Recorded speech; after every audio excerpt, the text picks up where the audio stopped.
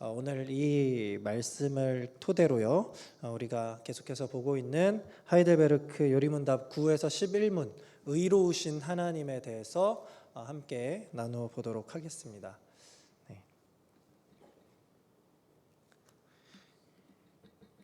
네, 제가 PPT는 넘기겠습니다. 네.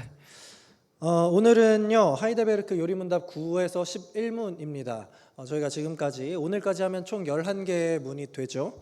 꽤나 많은데 우리가 배웠던 것들을 한번 정리해 보려고 합니다. 왜냐하면 이 11문까지가 이 하이델베르크 요리문답의 첫 챕터이기 때문입니다. 신구약 성경, 우리가 성경을 이제 신구약 66권으로 갖고 있는데, 이 신구약 성경은 어떤 한 분에 대해서 소개하고 있는 하나님의 말씀입니다. 누구를 소개하고 있나요? 구약 성경은 오실 메시아에 대해서, 그리고 신약 성경은 오신 메시아, 그리고 그분이 예수 그리스도라는 것과 그분께서 장차 다시 오실 것이다 라는 것을 우리에게 알려주고 있습니다. 그리고 하이델베르크 요리문답이 바로 이 성경에서 성경의 교리들을 이제 우리가 요약 정리해 놓은 그러한 가르침인데요. 그래서 하이델베르크 요리문답도 동일하게 우리에게 예수 그리스도를 향하도록 가르쳐주고 있습니다. 우리가 이제 예수 그리스도, 그러니까 한마디로 하이델베르크 요리문답이 우리가 예수 그리스도께로 나아갈 수 있도록 알려주는 교재, 우리를 예수께로 향하게 하는 교재라고 이해하시면 되겠습니다. 우리가 지난번에 1문 기억이 안 나시겠지만 1문에서 살아서나 죽어서나 당신의 유일한 위로가 무엇입니까? 라는 이 대주제의 질문으로 시작했습니다.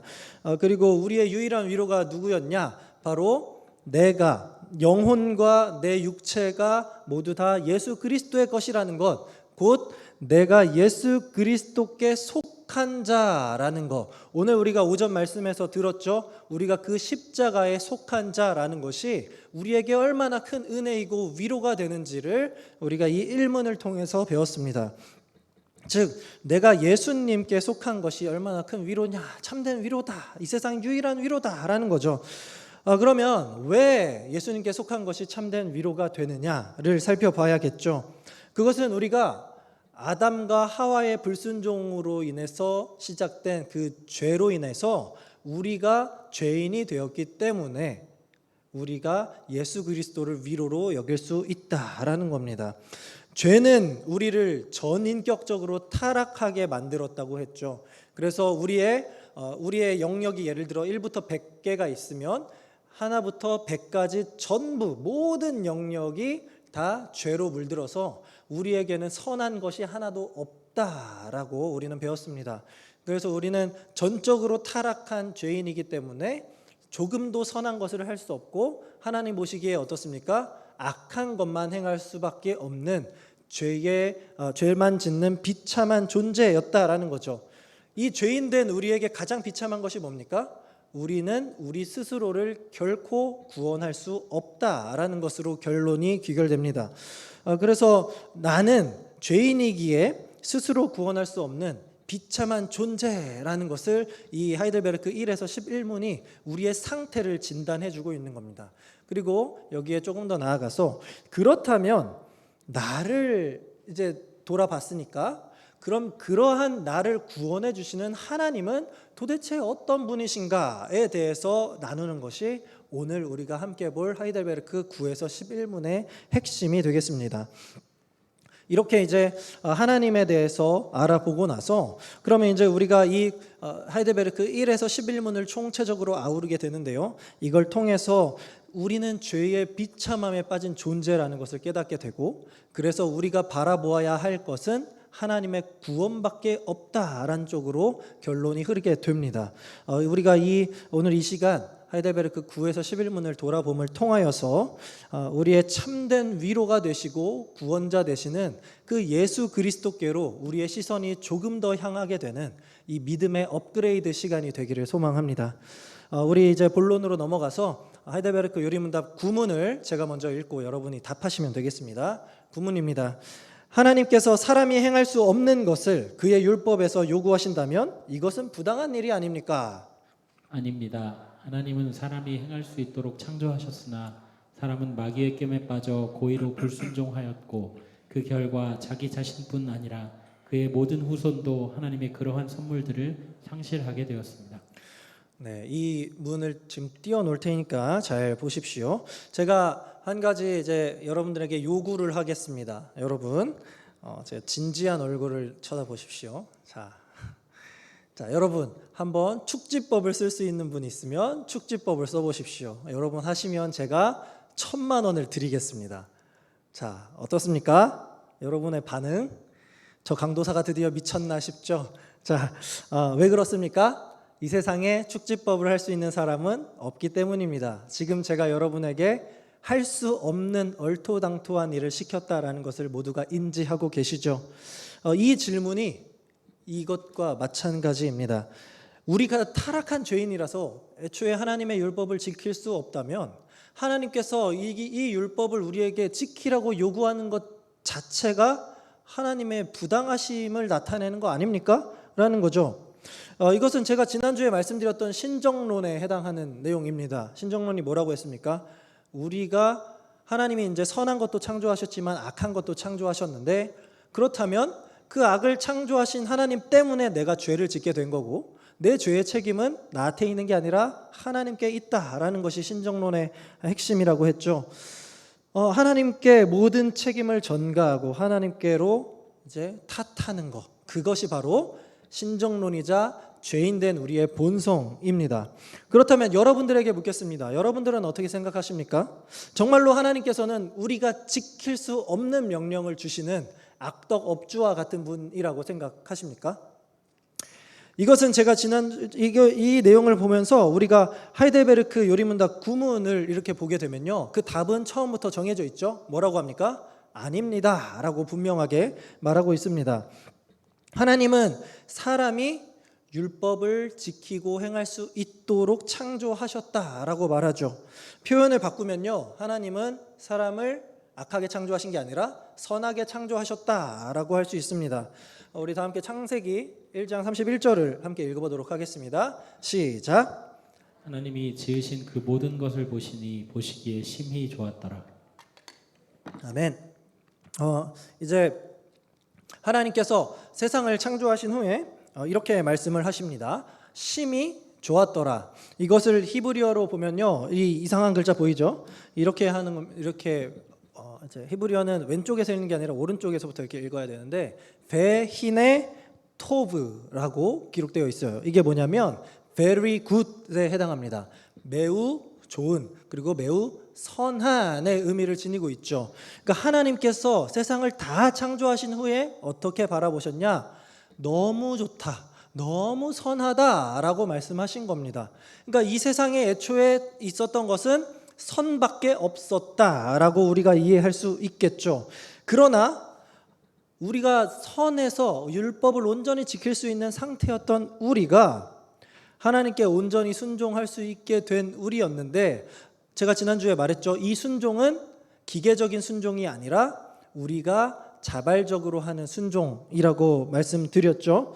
자, 그런데 이러한 의문이 듭니다. 이렇게 선한 존재, 이렇게 온전한 우리가 어쩌다 이렇게 타락하는 지경에 이르렀는가? 이에 대해서 이제 17세기와 18세기에 스코틀랜드에서 목사로 활동하셨던 토마스 보스턴이라는 분이 자기의 책 인간 본성의 사중 상태라는 책에서 이제 인간의 본성을 4가지로 나눠서 설명을 합니다.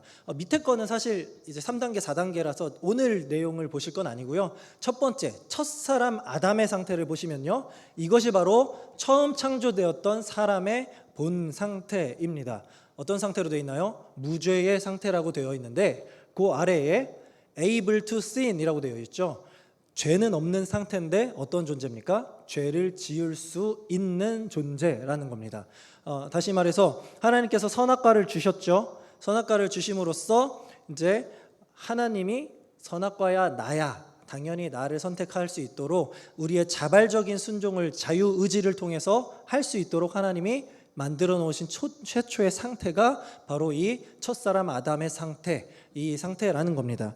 그런데 우리가 어떻게 됐죠? 아담은 하나님께서 주신 그 자유 의지를 가지고 선악과를 따먹는 불순종을 저지르고 말았죠. 그 죄로 말미암아 우리 모든 인간에게 죄가 전가되게 되었고 우리는 결국 타락한 인간의 상태가 되었습니다. 죄인의 상태가 되었다는 거죠. 죄인의 상태는 뭐라 나와 있습니까? Not able not to sin. 좀 이렇게 직역을 하면 죄를 범하지 않을 수 없는 상태. 그러니까 죄를 필연적으로 지을 수밖에 없는 상태가 된 게 지금 타락한 인간의 모습이다라는 겁니다. 이제 그런 우리를 하나님께서 택하시고 거듭나게 하시고 이제 영화로 이끌어 가시는 이 과정인 거죠. 어쨌든 우리가 지금 보는 것은 우리의 본성이 현재는 타락한 인간의 상태, 죄를 지을 수밖에 없는 상태가 되었다라는 겁니다. 그래서 이제 구문의 답을 우리가 다시 한번 보면요, 우리가 죄를 어떻게 지었냐라고 설명하냐면 사람은 마귀의 꿰매 빠져 고의로 불순종했다라고 기록합니다. 그러니까 우리가 무슨 선택지가 저것밖에 없어서 어쩔 수 없이 불순종을 선택한 거예요, 이게 아니라 우리에겐 충분히 선을 선택할 수 있는 기회와 그런 모든 것이 있었는데 내 고의로 죄를 선택했다라는 거죠. 하나님께 내 의지로 반역을 했다라는 겁니다. 그래서 이 죄라는 것이 우리 안에 들어오게 됐죠. 그런데 이 죄라는 것이 얼마나 무서운 거냐면요, 우리 안에서 암으로 투병하신 분들에겐 죄송합니다. 우리가 암을 무서워하는 이유 중 하나가 뭡니까? 처음에 걸리면 걸린 줄 모르기 때문이죠. 근데 죄라는 것은요, 그렇지 않아요. 죄가 들어온 순간 우리의 삶 자체가 즉각적으로 이상하게 변화로 나타납니다. 자, 불순종한 직후의 아담의 상태를 먼저 볼까요? 창세기 3장 12절입니다. 함께 읽어볼까요? 시작. 아담이 이르되 하나님이 주셔서 나와 함께 있게 하신 여자가 그가 그 나무 열매를 내게 주므로 내가 먹었나이다. 지금 아담은 이 선악과를 따먹은 책임을 누구에게 넘기고 있습니까? 하나님께 던지고 하와에게 던지고 있죠. 하나님이 창조한 저 여자, 그리고 저 여자가 나에게 먹으라고 해서 내가 먹었습니다 라고 하고 있습니다. 그렇다면 하와는 어쩝니까? 이어진 13절에 여자가 이르되 뱀이 나를 꿰므로 내가 먹었나이다 라고 합니다. 하와는 뱀으로 그 책임 소재를 넘기고 있죠. 뱀이 나를 유혹해서 먹었을 뿐이다 라고 자기 잘못을 전혀 인정하지 않고 회개하지도 않고 그 책임을 지금 하나님께로 돌리고 있습니다. 하나님이 뱀을 지었잖아요. 하나님이 저 여자를 창조해서 나에게 줬잖아요. 저 사람이 나를 유혹해서 먹었는데 왜 나에게 뭐라고 하십니까? 라고 하는 하나님 앞에서의 반기를 드는 모습이 불순종 직후에 아담에게 나타난 즉각적인 변화라는 겁니다. 즉 죄라는 것은요, 결정적으로 이 심각한 게 뭐냐면 하나님에게 우리가 대들도록 하도록 만드는 아주 악한 것이기 때문에 우리는 이 죄로 인하여서 비참해질 수밖에 없는 존재가 된 것이죠. 자, 우리가 이 죄의 본성을 가졌다라는 것이 바로 여기에 나타납니다. 이 세상 사람들이, 제가 이제 불신자 형님과 한번 대화를 해본 적이 있는데 왜 기분 나쁘게 나를 죄인이라고 해? 라고 합니다. 그런데 우리가 죄인이라는 것을 어떻게 알 수 있냐면 쉬운 방법이 있어요. 사람은요, 갑작스럽게 자기 죄를 정죄당하면 어떻게 하는 줄 아세요? 어떤 반응을 보이나요, 여러분? 아니, 그거 내가 한 거 아니야. 내가 원래 그러려고 했던 게 아니야. 그거는 원래 내가 한 게 아니라 저 사람이 한 거야 라는 것을 우리 사람은 본성적으로 그러한 남에게 그 책임 소재를 돌리는 이 마음이 있다고요. 이것이 이제 우리가 본성적으로 우리를 향하는 죄의 그 화살을 돌리게끔 만드는 우리의 악한 죄의 본성이다라는 겁니다. 그리고 궁극적으로 그 탈출구를 마지막으로 누구에게 향하느냐? 하나님에게 향한다라는 거죠. 하나님이 주셔서 하나님이 죄를 만들었기 때문에 내가 죄를 지은 거다라는 이 신정론의 한계로 들어간다라는 겁니다. 자, 이러한 관점에서 이 구문의 질문을 재해석하면 이렇게 됩니다. 그러면 우리가 이렇게 타락했으면 율법의 기준을 좀 낮춰주시지 그랬어요. 아니, 타락한 우리에게 처음 그 선한 상태에서 지킬 수 있었던 율법의 기준을 그대로 준다는 건 하나님의 갑질 아닙니까? 너무 무책임한 거 아닙니까? 라는 질문으로 우리가 이해할 수 있는 겁니다. 자, 그러나 우리가 하나님의 뜻을 제대로 이해하면요, 하나님이 결코 그렇게 부당한 분이 아니다라는 것을 깨닫게 됩니다. 우리가 처음 창조될 때요, 여러분 잘 생각해 보세요. 우리가 하나님의 형상대로 지음받았다고 했죠. 우리는 그래서 그 처음 상태로서는 하나님의 모든 율법을 지킬 수 있는 완전히 선한 상태의 사람이었습니다. 그게 우리의 본래 모습이다라는 거죠. 그런데 만약에 우리가 타락했다고 해서 하나님께 우리의 그 율법의 기준을 낮춰주세요라고 한다면 어떤 결과로 마지막에 나타나는지 아십니까? 우리가 지금은 죄인의 본성이지만 우리의 마지막 날은 예수 그리스도를 통한 완전한 회복에 있죠. 그러니까 우리는 애초에 우리가 하나님께 처음 창조받았던 그 선한 모습으로 돌아가는 것이 우리의 마지막 때의 영광스러운 모습입니다. 그런데 그러니까 우리는 그때 우리의 모습은 누구를 닮아 있어요? 예수 그리스도를 닮아 있는 하나님의 자녀로서의 모습으로 회복이 되는데, 만약에 우리가 지금 죄인의 상태에서 율법의 기준을 이 정도로 낮춰달라라고 해서 하나님이 낮춰버리신다면 우리가 마지막 때 회복할 수 있는 우리의 레벨은 여기에 미쳐버리게 된다라는 겁니다. 그러니까 우리가 결국에 돌아가야 할 완전 선한 인간의 상태를 볼 수 없게 되는 그러한 어설픈 회복으로밖에 돌아갈 수 없게 되는 거죠. 다행스러운 것은 하나님은 우리의 이러한 뻔뻔스러운 요구에 눈 하나 깜빡 안 하셨다라는 겁니다. 오히려 하나님은요, 고스란히 그 율법을 그대로 우리에게 주셨어요. 왜일까요? 우리가 저 율법을 온전히 지킬 수 없는 죄인이라는 한계에 부딪혀 있다라는 것을 깨닫게 하시기 위함입니다. 자, 우리가 율법을 온전히 지켜야만 생명을 얻는다고 했는데 율법을 지킬 수 없는 존재예요. 그러면 이렇게 깨닫죠. 나는 스스로 구원을 할 수 없는 자입니다.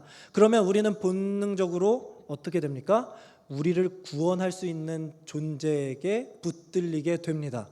그리고 하나님은 그 우리를 구원하실 분을 율법을 완전하게 성취하신 분으로서 모델로 우리에게 주셨죠. 그분이 누굽니까? 예수 그리스도를 우리에게 주셨습니다. 즉 하나님께서 율법을 그대로 주신 것은 너는 죄인이지만 예수 그리스도를 붙잡으면 너는 구원받을 수 있어까지 갈 수 있도록 하시기 위해 하나님께서 우리에게 주신 선물이다라는 겁니다. 그래서 오늘날 우리에게 하나님이 요구하시는 것은 딱 하나죠. 율법 다 지켜라고 하지 않으십니다. 어떻게 하십니까? 예수 그리스도 내 아들을 믿어라. 이거 하나를 우리에게 요구하고 계시는 겁니다. 자, 이 상태에서 제가 구문을 일부러 좀 길게 했는데요, 신문으로 넘어가 보도록 하겠습니다.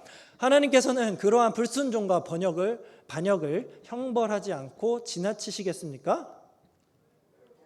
결코 그렇지 않습니다. 하나님께서는 원죄와 자범죄 모두에 대해 심히 심노하셔서 그 죄들을 이 세상에서 그리고 영원히 의로운 심판으로 형벌하실 것입니다. 하나님께서는 누구든지 율법책에 기록된 대로 모든 일을 항상 행하지 아니하는 자는 저주 아래에 있는 자라 하였음이라고 선언하셨습니다. 자, 이 신문의 질문은요, 한마디로 이겁니다.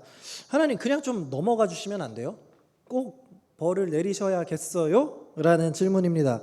이 질문에 대해서 이 신문의 답은 하나님의 형벌이 지극히 당연하다라고 가르칩니다. 자, 만약에요, 하나님이 우리의 죄를 그 값을 묻지 않으시고 그냥 넘어가게 되면 어떤 일이 일어나는지 아십니까? 일단은 하나님이 거짓말쟁이가 되십니다. 왜냐하면 자, 이 갈라디아서 3장 10절, 누구든지 율법책에 기록된 대로 모든 일을 항상 행하지 아니하는 자는 저주 아래에 있는 자라. 즉 율법을 지키지 않는 자에게는 저주의 형벌을 내리겠다라고 누가 말씀하셨습니까? 하나님이 말씀하셨죠. 벌을 내리겠다라고 말씀하신 분이 벌을 내리지 아니하면 하나님이 거짓말한 자가 됩니다. 거짓말했다라는 건 죄를 범했다라는 거죠. 그러나 여러분, 하나님께서 하실 수 없는 게 딱 하나 있습니다. 그게 뭡니까? 죄를 범하는 일, 죄를 짓는 일을 하나님은 못 하시는데, 즉 애초에 하나님과 이 모순적인 성립이 된다라는 거죠. 만약에 어떤 심각한 범죄자가 계속해서 살인을 저지르고 범죄를 저지르고 있는데 경찰이 그걸 다 알면서도 방관하고 있어요. 경찰은 어떻게 해야 됩니까? 법에 의해서 그 사람을 붙잡고 연행하고 체포해야 되죠. 그걸 안 한다면 경찰은 직무유기를 받고 그 경찰은 징계를 받게 됩니다. 자, 하나님이 만약에 우리에게 이 저주의 형벌을 내리신다고 했는데 죄를 범한 자에게 그에게 이 죄를 묻지 아니하신다면 하나님의 직무유기가 되고 하나님은 거짓말하는 죄를 범한 자가 된다라는 겁니다. 만약에 그렇게 되면 우리가 믿는 하나님의 절대적인 존재 자체가 흔들리게 되는 모순이 발생하게 되는 거죠. 자, 그러면 하나님께서는 율법에 따라서 심판을 반드시 하신다라고 했는데 이때 하나님은 이렇게 하십니다.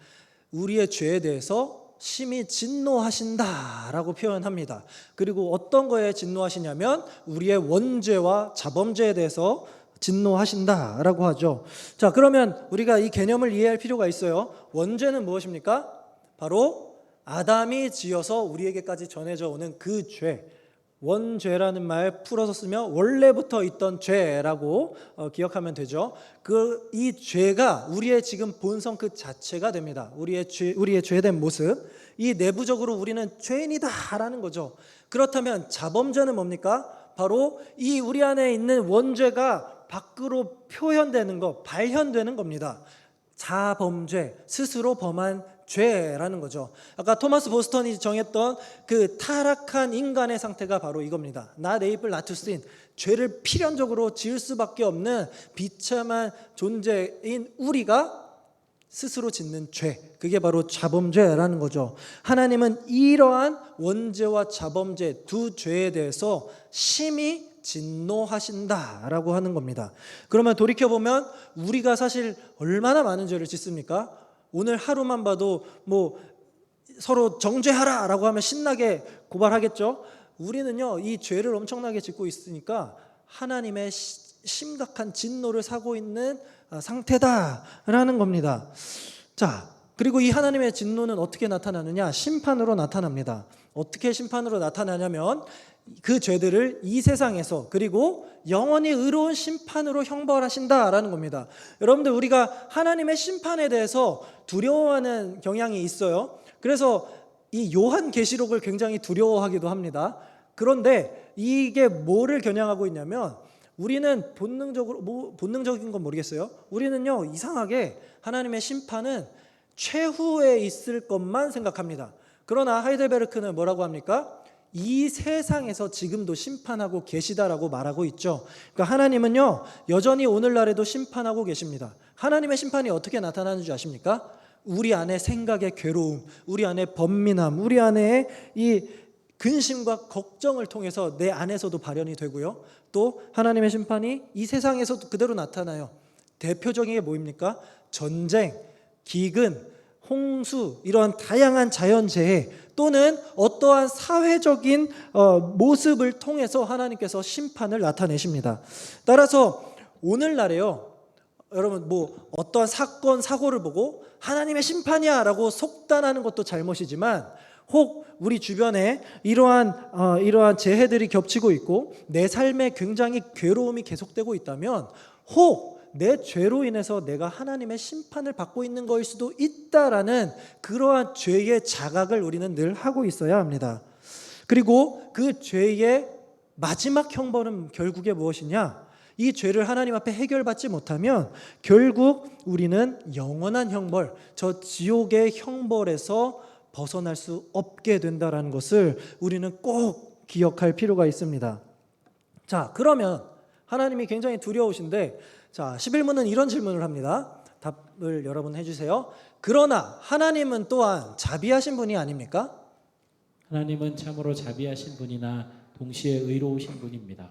죄는 하나님의 지극히 높으신 어미를 거슬러 짓는 것이므로 하나님의 공의는 이 죄에 대해 최고의 형벌, 곧 몸과 영혼의 영원한 형벌을 내릴 것을 요구합니다. 네, 감사합니다.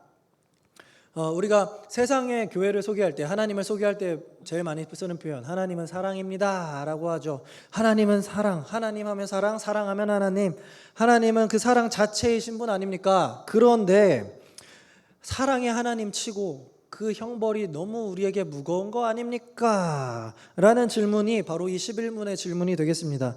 이에 대해서 11문은 하나님의 존재에 대해서 우리에게 설명을 합니다. 하나님은 뭐라고 말하죠? 참으로 자비하신 분이라고 먼저 소개하죠.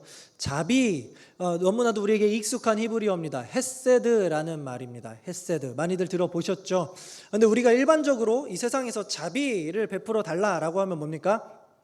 보통 이제 불쌍한 처지에 처한 사람을 보고 자비를 베푼다라고 표현하죠. 그러나 하나님의 자비는 어떤 이 불쌍한 거에서 나오는 감정적인 사랑의 자비, 어떠한 동정적인 자비와 사랑이 아닙니다. 헤세드라는 단어가 뭐냐면요, 철저하게 하나님과 백성 사이의 언약에 따라서 베푸시는 사랑에 근거한 겁니다. 무슨 말인지 굉장히 복잡하죠. 제가 이제 우리 청소년부에서 사사시대를 설명할 때 썼던 PPT인데, 우리 이제 사사시대에 이스라엘 백성들이 하나님께 범죄를 하면 하나님께서 진노의 형벌을 내리시고, 그러면 백성들이 부르짖고, 그럼 하나님이 다시 한번 사사를 통해 은혜를 베푸시고 구원을 베푸십니다. 이 패턴이 계속해서 반복돼요. 사실 사사시대뿐만 아니라 이스라엘 온 역사에서도 반복되고 우리의 삶에서도 사실 매번 반복되고 있는 것이 이 죄의 사이클입니다. 그런데 이때 하나님께서 원래 죄인은 그냥 폐기하시고 처벌하시면 되는데, 그런 죄인들 가운데 당신의 사랑하는 백성들에게 구원을 약속하셨기 때문에 그들에게 베푸시는 은혜, 구원의 은혜가 바로 이 하나님의 자비하심, 헤세드가 됩니다. 과거 하나님께서 이제 이스라엘 백성들에게, 출애굽한 이스라엘 백성들에게 이렇게 말씀하셨죠. 나는 너희를 내 백성으로 삼고 나는 너희의 하나님이 된다 라고 하신 이 언약, 하나님께서 그 백성을 끝까지 책임지시다는 그 언약에 근거하여서 그 백성들에게 베푸시는 언약적 자비가 헤세드라고 되는 겁니다. 자, 오늘날에도 우리는 하나님의 이 언약에 근거한 자비를 입고 있죠. 우리 인간은요, 하나님과 맺은 이 언약을 번번이 어기면서 실패하며 살아온 역사를 계속해서 보이고 있지만, 우리는 결국에 예수 그리스도에 의한 이 은혜의 언약으로 말미암아 예수 그리스도께서 십자가 대속으로 우리를 구원해 주셨던 그 은혜 언약으로 말미암아 지금도 우리는 예수님만 믿으면 구원을 얻는 하나님의 놀라운 자비 속에 살고 있습니다. 여러분들도 우리가 정말 하나님의 자비하면요, 다른 것보다도 내가 예수님만 붙잡고 예수님만 믿으면 구원받는다, 이것이 하나님의 자비라는 것을 꼭 깨달으시면서 우리는 하나님께 감사할 수 있어야 합니다. 그러면 두 번째로, 하나님이 이제 자비하신 분이었는데 하이델베르크 11문은 또 어떤 분이라고 소개합니까? 하나님은 의로우신 분이라고 합니다. 자, 의로우신 분이라고 하면 이 의를 우리가 이해할 수 있어야 되는데요. 의라는 것은요, 하나님 안에서 다양한 성품 속에서 다양하게 나타내는데, 대표적으로 제가 두 가지를 말씀드리고 싶습니다. 하나님의 의로우심은요, 이제 두 가지로 나타납니다. 첫 번째는 자기 백성을 구원하고자 하시는 하나님의 의로움이 나타나고요, 의가 나타나고, 또 하나는 죄인을 심판하시는 의가 나타납니다. 쉽게 말해서요, 하나님은 의로우신 분이기 때문에 자기의 사랑하는 그 백성들을 구원하려는 의가 있는 것과 동시에 죄인은 반드시 심판하시겠다는 그 공의가 있으신 분입니다. 하나님은 이 죄에 대한 심판조차 결코 양보할 수 없는 분이에요. 자, 그러면요, 뭔가 이상합니다. 저와 여러분을 여기 의에 대입해 볼게요. 자, 우리는 하나님의 백성이죠. 그러면 우리는 하나님께 구원받을 수 있습니다. 그런데 우리는 또 동시에 누굽니까? 죄인이죠. 그럼 우리는 하나님의 그 심판의 의를 피해갈 수가 없어요. 그럼 모순이 발생하는 겁니다. 구원과 심판은 결코 같이 갈 수 없으니까요. 그런데 이 어려운 상황에서 놀랍게도 하나님은 자기 백성을 구원하는 이 의와 죄인을 심판하는 이 의 두 가지를 동시에 충족시키시는 놀라운 일을 우리에게 행해 주셨습니다. 그게 뭐냐면 바로 오늘 오전 예배의 핵심이었던 예수 그리스도의 십자가 대속입니다. 예수님은 십자가에서 하나님의 사랑을 증명하셨죠. 그리고 자기가 죽으심으로 우리가 원래 죽어야 하는데 자기 백성들이 당해야 할 형벌을 대신 받으셨습니다. 그러면서 죄인을 심판하시는 의를 달성하셨고, 그리고 자기가 죽으심으로 말미암아 하나님의 사랑으로서 우리를 완전히 새 생명으로 구원해 주시는 이 구원의 의까지 완전하게 성취하셨습니다. 그래서 하나님의 사랑을 증명하시고 동시에 하나님의 이 공의도 만족시키신 이 예수 그리스도의 십자가만을 우리가 바라보며 이 십자가 안에 거할 수 있어야 한다라는 거죠. 마지막으로 이 11문은요, 이제 죄의 본질에 대해서 마지막으로 정의합니다. 거의 다 끝났어요. 자, 죄는 하나님의 지극히 높으신 어미를 거슬러 짓는 것이라고 얘기합니다.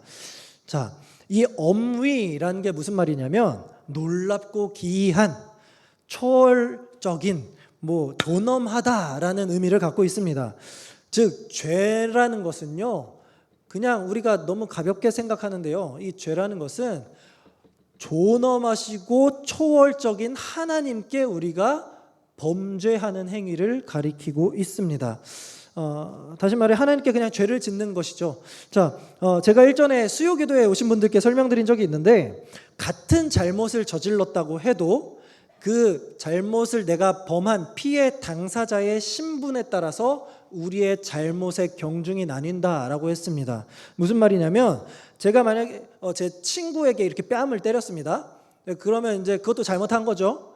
그런데 제가 만약에 죄송한 표현으로 저희 부모님께 뺨을 쳤다라고 하는 극악무도한 짓을 했다라고 생각하면 같은 행동이지만 그 경중이 굉장히 달라지죠. 이런 좀 강한 예를 들어 죄송합니다. 어쨌든 그러니까 이게 우리가 부모님께 하는 이것조차 이렇게 심각한 건데, 하물며 우리가 이렇게 죄 짓는 게 아니라 하나님께 죄를 짓는다라는 것은요, 이 죄라는 것이 크고 작은 행위에 따라서가 아니라 아주 작은 죄라도 하나님 앞에 지었다라는 것 자체가 이미 극악무도한 잘못을 저질렀다라는 것입니다. 그러니까 우리가 작은 것이라고 보이는 그 작은 죄라고 해도 이미 우리는 하나님 앞에 큰 죄를 저지른 똑같은 죄인일 수밖에 없다라는 거죠. 그래서 하나님은요, 이 죄에 대해 영원한 형벌, 이 지옥이라는 크고 무서운 벌로 모든 죄인들을 동일하게 심판하시는 겁니다. 정리하면요, 우리가 믿는 그 하나님은 이렇게 죄에 대해서 엄격하시고 무서운 하나님이십니다.